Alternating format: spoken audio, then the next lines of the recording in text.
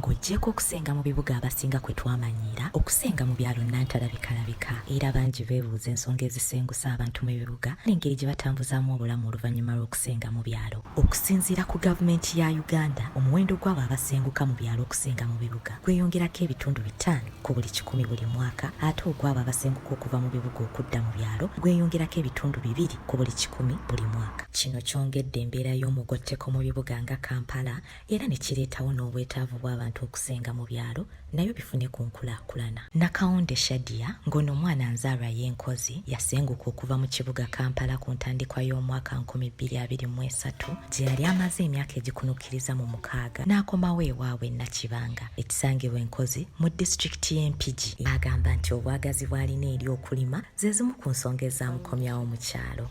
Njagala nnyo okulima, mbeera yankaluubiriza buli kimu kyaggula.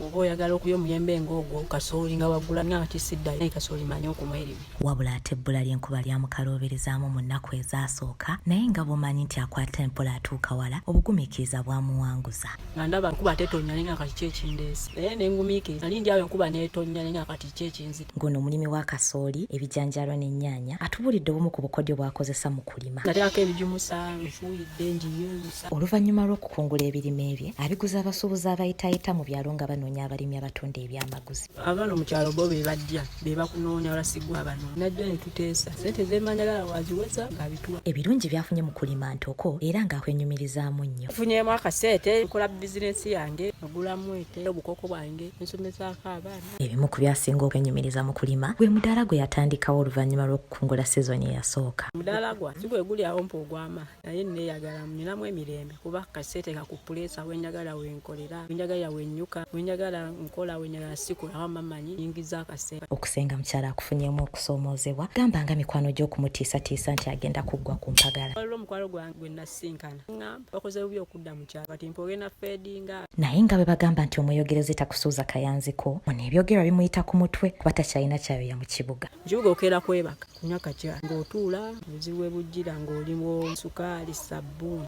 oba tobiina so agenda n'osaba wa munno. Naye kati wano mu kyalo nziruka neiba oli neeyagala amazzi ga bwereere. Naye ate ebbula ly'enkuba limufudde ekisekererwa eri abo be yasiibula nti azzeeyo mu kyalo kulima. Nabagamba nzirayo kulima ate enkuba neegaana. Anookoddeyo n'okusoomoozebwa kwa school fees w'abaana amutawaanye ennyo wadde ng'olumu yeekubirako endolo mu bibiina by'abakyala. School fees w'abaana yadda nsumbuwa ng'engeri bwe tulina ku bubiina nagenze ne bampadde nisasula school fees. Ebimu ku biruubirirwa by'alina mu kulima kwe kwezimbirayo ku nnyumba n'okusomesa abaana be mu masomero amalungi. Kiziri seze nafunamu oli kasooli eyago nazibaakinga mu kibiina kya neno kasooli gw'ensi nyongereko pulani gye nnina nyaga kuzimba ku nnyumba nyakyo ekirooto kyange njagala basomereko nayo mu masomero ag'ebbeeyi. Akubiriza abasenguka mu byalo nti balabire ku ye bafisseeyo akadde bakomewokko mu kyalo. Twogera mu kibuga komawokko mu kyalo olime bakubeerayo eyo mu kibuga nga tolina nakyokola bakati kulima kwenjija emirembe era mwefunidde byonna bye mulaba. Ebiseera ebisinga tulaba abantu nga beeyunira okusenga mu bibuga era kyova olabanga mu Uganda omuwendo gw'abo abava mu byalo okusenga mu bibuga gusingako ebitundu 3 ku buli 10 ku gw'abo abava mu bibuga okudda mu byalo. Mukyala Nakawanda leero atulaze ebirungi ebisobola okuva mu kusenguka mu kibuga n'odda mu kyalo. Kuba Omu TV yenze Divine Masinabwa.